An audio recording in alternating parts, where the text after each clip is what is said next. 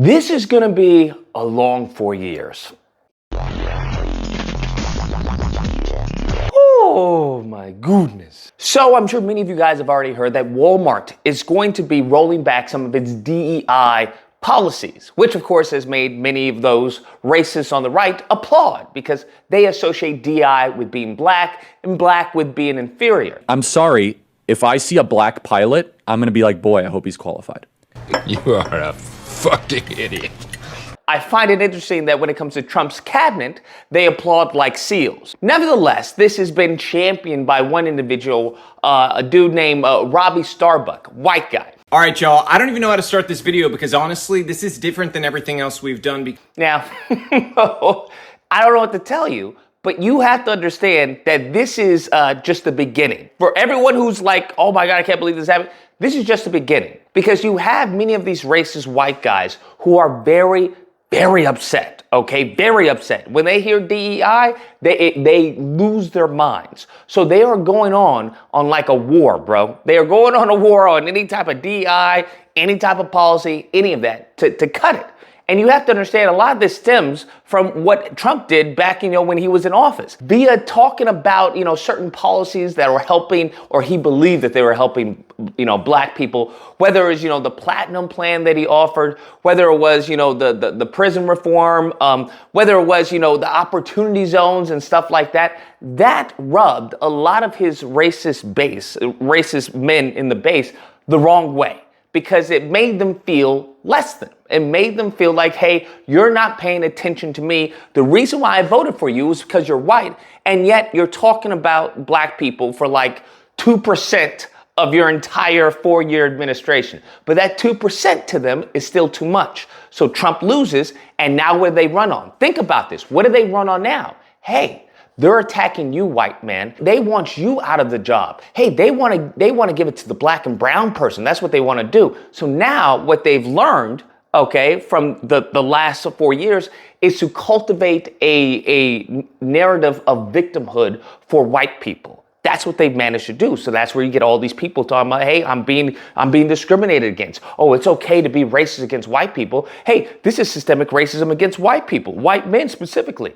And that's where we are right now, because they realize if they can convince these, the trailer trash of the Republican Party that to make them feel as if they were being attacked, well, that'll get them out real quick. They realize that, hey, trying to play, well, I want these people, I want to have these people, and let's come to God. All this unity that they're talking about, they realize that's not really a message that sells. That's not a message that rallies their base, unfortunately. So this is where we are. Damn. There were two policies that I looked over. I thought that was very, very interesting because they were championing one policy, which was like, hey, we're not going to give any type of preferential treatment for suppliers based off of the demographic data. And I'm thinking to myself, isn't that this whole point of giving financial support, financial aid to a supplier is if they qualify based off of their demographic data? And I know, to the racists, to their head, demographic is like, oh, that means you want to give money to black people. That's what it means. That's what it means. And I'm like, I find it so interesting how many of the racists on the right just stems from lack of education. It really, at the end of the day, it just stems from a lack of education that they don't know what DEI is. And, the same example, CRT. They didn't know what CRT is. They had no idea. So they listen to these elites, right, who tell them, hey, be enraged about this. CRT means they're going to teach your little white kid that he's less than. And of course, they don't do any due diligence because they're NPCs. So they're like, CRT. And then you go and ask them, well, what is CRT to you? It's bad, okay? That's where we are. And it's actual idiocracy. But Brondo's got what plants crave. It's got electrolytes. And I hate to say this, but the bad guys won. It is what it is. The bad guys won. So listening to this and them, cheering about this is some type of win, I'm like, wow, how is this a win? I don't understand. It makes no sense. But nevertheless, okay, have your win. Another one was, hey, we're no longer going to use the words, the term DEI. And they're like, yeah.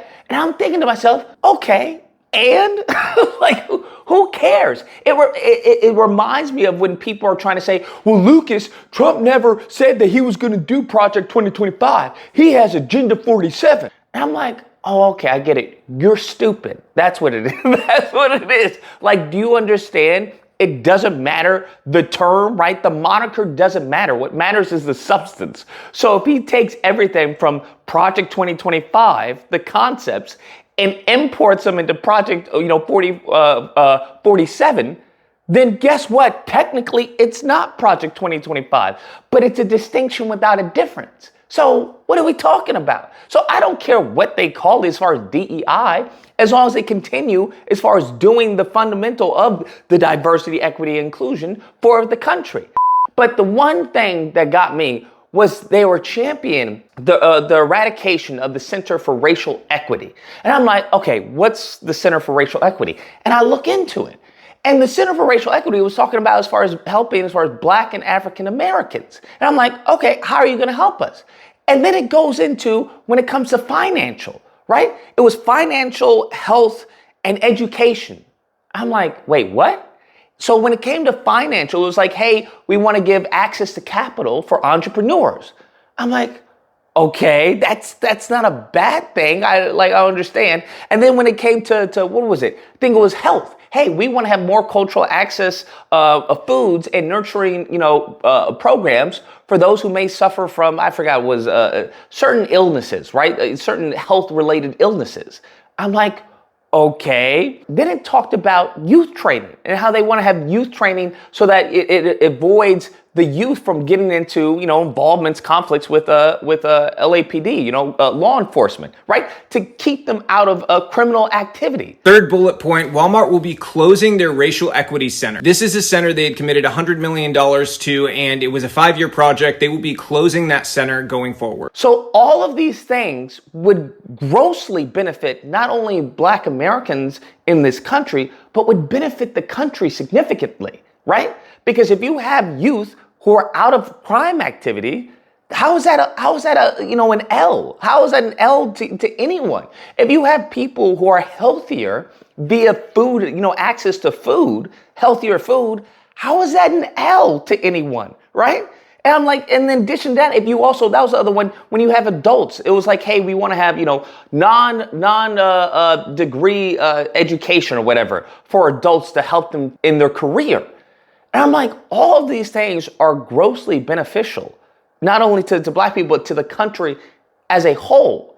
And it just hit me, again, unfortunately, but it hit me. It's like, okay, these people, the lineage of evil actually wants our demise. They actually view this, anything that actually helps Black people in the country, they view it as anti-white. And I know I like to believe that I'm well read up to an extent, but I still find myself just eureka at times where I'm like, wait, you're telling me their minds are so rotten. They're so corrupt that they view helping Black Americans being more of a benefit in this country. They view that as anti-white. They view that as a bad, negative thing. And I'm like, if you view that as a bad, negative thing, then it seems the only thing you want for Black people is death and destruction.